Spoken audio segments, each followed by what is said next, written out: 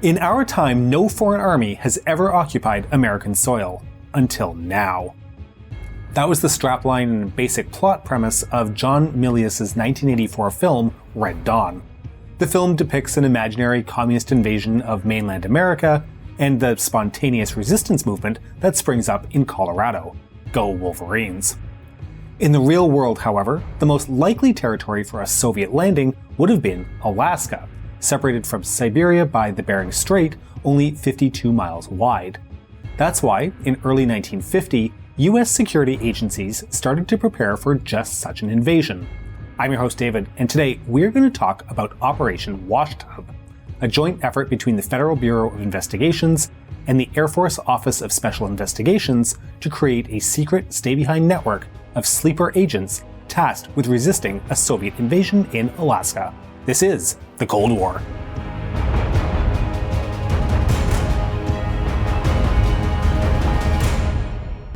Yes, I'm a gamer. No, I won't go to therapy. Speaking of gaming, today's sponsor is Conquerors Blade, a free-to-play tactical MMO on PC set in a vast open medieval world, and allows players to create a warlord, build and command an army, and conquer an empire. Warlords are created from 11 unique weapons classes and use their special abilities to win in 15 versus 15 epic cinematic battles. Unleash the might of the Northmen, winged hussars, tercio arquebusier, and lots more. Conqueror's Blade is getting constant updates, and the new 7th season, The Wolves of Ragnarok, adds 3 new units: Berserkers, Shield Maidens, and the Sons of Fenrir, all alongside a new siege map, inspired by Norse architecture. Conqueror's Blade has a special offer for our viewers. Everyone who registers through our link in the description gets a free 7-day premium account, which gives 30% boost to earned hero and unit XP, bronze coins, and honor, as well as additional vault keys for the completion of weekly quests. On the 18th of June 1948, US State Department advisor George Kennan, who you already know from our episode on the Long Telegram, oversaw the creation of the Office of Policy Coordination, or OPC. This was a covert operations unit with the mission of setting up stay-behind networks of informants and resistance fighters in Western Europe. The goal of these operatives was to resist an invasion by the USSR and its allies, and they would be trained by local, US and UK secret services and special forces. These are the Gladio networks. We've done a few episodes outlining them already. Now, it took more than a year before a similar operation was considered to be set up on US territory. The first recorded interagency meeting regarding Operation Washtub took place on the 27th of January 1950 in Fort Richardson, Alaska.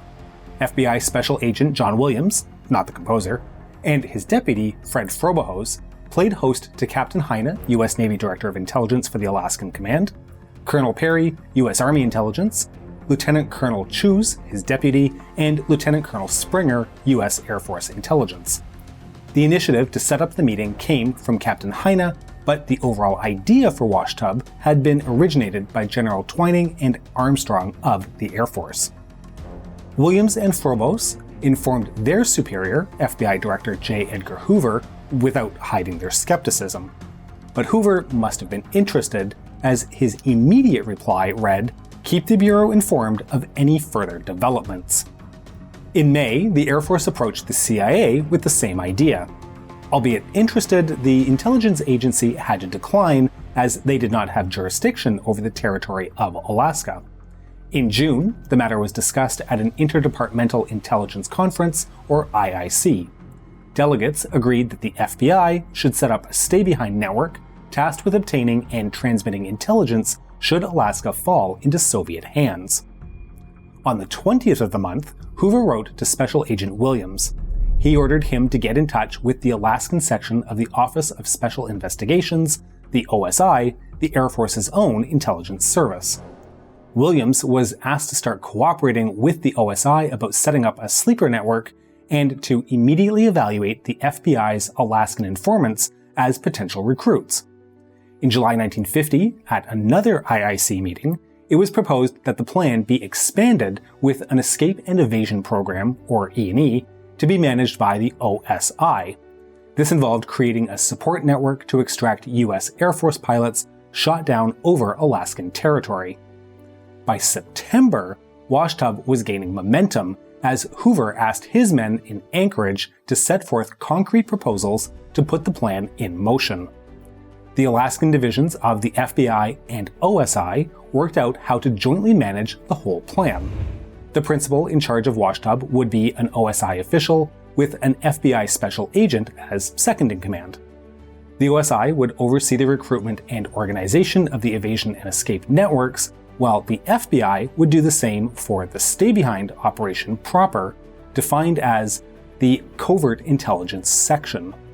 Both agencies would co-lead on training and procurement of equipment. So, declassified FBI files reveal very clearly the composition of their network. Operatives were divided into cells, one cell per 5,000 citizens. Each cell would consist of one principal or leader, who then coordinated 4 to 6 agents. These agents had the authority to recruit sub-agents, provided that the identity of the cell principal was never revealed to them. Hoover himself spelled out the ideal traits of cell members. They had to be recruited from among unskilled or semi-skilled workers in urban areas, provided they weren't labor union officials. This type of personnel was less likely to be incarcerated, deported, or executed in the first days of a Soviet occupation. Another key factor was survivalist skills. To this respect, a memo from the OSI describes the ideal Washtub recruit as, quote, a professional photographer in Anchorage. He has only one arm, and it's felt that he would not benefit the enemy in any labor battalion. He's an amateur radio operator, he's licensed as a hunting and fishing guide, and well-versed in the art of survival. He is a pilot of a small aircraft, and possessed of sufficient physical courage as is indicated by his offer to guide a party which was to have hunted Kodiak bear armed with only bow and arrow. End quote.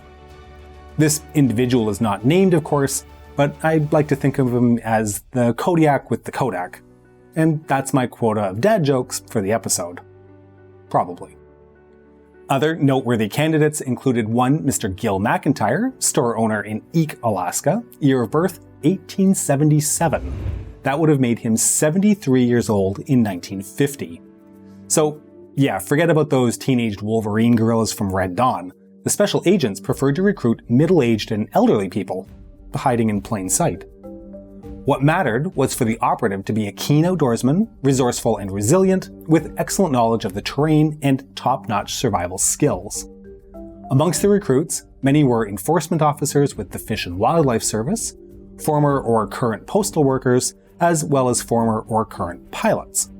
One could think that the Inuits of Alaska, the Inupiat, would make perfect candidates for Washtub, but the declassified memos betray a clear mistrust for the locals. Several Inupiat settlements are considered for participation in the network, but FBI and OSI agents report that they don't have clear-cut allegiances, and living under Soviet occupation would not make any difference to them. One report even suspected that an Inupiat town may have been visited by Soviet spies, or at least some unknown white men who asked lots of questions to the locals. And what about female recruits? Well, Point 6 of the FBI recruitment instructions settles the issue in clear terms. Quote, women will not be used in any operation contemplated by this plan. End quote. However, there is a letter from an OSI agent to an FBI colleague on the 25th of March, 1952, that considers as a candidate for the E&E program Mrs. Andrea Isabel Aw, former teacher, now gold dredger. Now, if I were a screenwriter in Los Angeles, I would probably pick her as my POV character for a perfect fish-out-of-water story. The only lady in a team of men selected to be trained for a top-secret FBI operation. Okay, now let's talk about training. Imagine Miss Aw, Mr. Kodiak with the Kodak, and the elderly McIntyre being transferred for their training.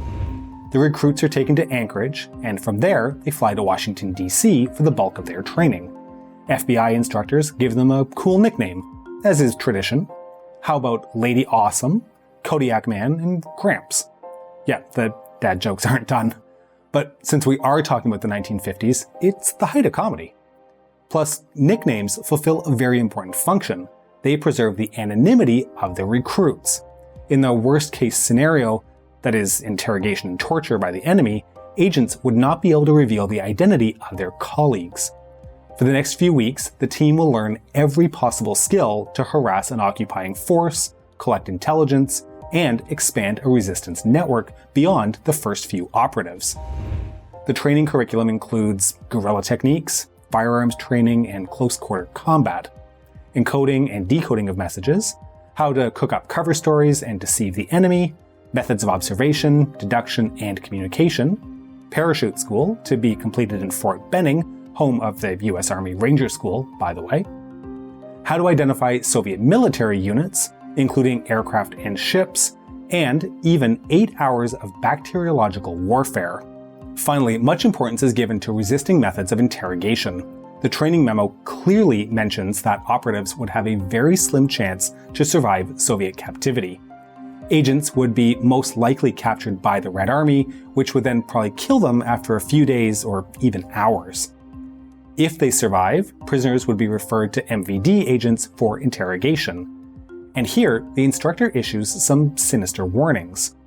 Quote, "The Soviets have always shown a cynical disregard for human life," and "Soviet interrogation personnel are expected and required to produce results." End quote. Those are grim prospects. After training is complete, the Washtub operatives must receive their stash of material to be kept safe in a hidden cache. In our previous episodes on European stay-behind networks, we talked about weapons and equipment caches. These came in several versions and sizes. Some were hidden in the open, inside army barracks. Others were simple sealed boxes to be kept at home. But in most cases in Europe, they were in vaults or rooms hidden underground. The Alaskan network, however, is unique, as many of its caches were placed several feet above the ground to avoid them being buried under the snow. Essentially, they were safe boxes in remote locations placed on 14-foot stilts. In case of a Soviet landing in Alaska, Lady Awesome, Kodiak Man, and Gramps had orders to immediately reach their caches and start their mission. Their equipment included Arctic weather clothing, gasoline, maps, signaling mirrors, a canvas canoe, and a Mae West life jacket. Of course, that was for the survival part. To strike back at the invaders, Washtub operatives received a rifle with telescopic sight and sniper scope, a handgun with a silencer, a garroting wire, and enough explosives to demolish the cache, which bears a striking resemblance with my daughter's wish list on Amazon. Let me know in the comments if I should be proud or, well, terrified. And it turns out I had one dad joke left. Probably. By July of 1951, the FBI and OSI had recruited 77 Washtub operatives, and the numbers kept on growing. The final number is disputed, but it's believed that about 100 caches, one per cell, were eventually established. Soviet invasion, of course, never materialized. After 8 years, the FBI and OSI realized that the cost of the operation was just not justified, with each sleeper agent receiving a salary of $3,000. The initiative was terminated in 1959. The caches were maintained, however, until 1961, as they could be used as survival supplies for stranded pilots or hunters. They were then abandoned and presumably looted in their entirety, as they were never located. So this concludes our overview on Washtub, a stay-behind organization set up in reaction to the general fear and paranoia surrounding a Soviet invasion. For a bit more comparative context, watch our previous 3 episodes regarding clandestine networks in Europe and the Mediterranean.